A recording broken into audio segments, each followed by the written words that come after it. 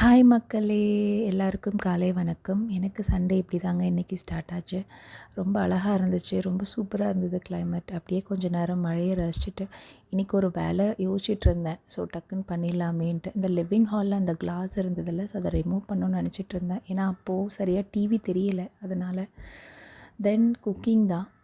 Cooking வந்து இன்றைக்கி ஆக்சுவலாக பிளான் பண்ணது சிக்கன். பட் அம்மா வேண்டாம், கிளைமேட் சரியில்லை, சிக்கன் வேண்டாம் அப்படின்ட்டு இந்த ஃபிஷ் வாங்கிட்டு வந்தாங்க. இந்த ஃபிஷ் பேர் திருக்கைன்னு சொல்லுவோம். பட் ஒரு ஊர்லேயும் ஒரு பேர் சொல்லுவாங்க. ஐ திங்க் ஸோ, எனக்கு தெரியலை. பட் நாங்கள் திருக்கைன்னு தான் சொல்லுவோம்.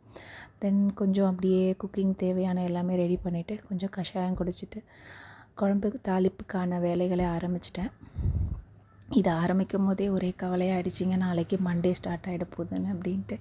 ஏன்னா எனக்கு வந்து அந்த சாட்டர்டே நைட்டு இருக்கிற சந்தோஷம் சண்டே மிட்டில் வந்து இருக்காது. ஏன்னா ஒரு 2-3 மணி அந்த டைமில் அந்த லன்ச் முடித்த உடனே எனக்கு கவலை வந்துடும், நாளைக்கு மண்டே வந்துடுமே, மண்டே ஸ்டார்ட் ஆகுது அப்படின்ட்டு. ஸோ அந்த கவலையோடைய குழம்பு வச்சிட்டு இருந்தேன்.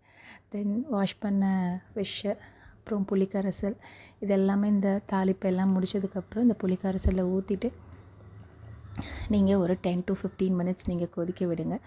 விட்டுட்டு மீனை நீங்கள் போட்டுடலாம். போட்டுட்டு நீங்கள் வந்து ஒரு சின்ன சின்ன மீனாக இருந்தால் லைக் கார மீன், நெத்திலி மீன் அப்படின்னா நீங்கள் ஒரு 5 மினிட்ஸ் மட்டும் கொதிக்க விட்டுட்டு ஆஃப் பண்ணிடலாம். பட் இந்த மீன் வந்து ஒரு 10 மினிட்ஸ் அது நீங்கள் கொதிக்க விடணும், அப்போ தான் அது வேகும். இதுவே வந்து நீங்கள் மண் சட்டியாக இருந்ததுன்னா ஒரு 5 மினிட்ஸ்லேயே ஸ்டாப் பண்ணிடலாம். சூப்பராக வந்துருச்சு இல்லை? எனக்கு இப்படி தாங்க இன்றைக்கி சண்டே போச்சு. உங்களுக்கு எப்படி போச்சுன்றதை கமெண்ட் செக்ஷனில் சொல்லுங்கள். தேங்க்யூ.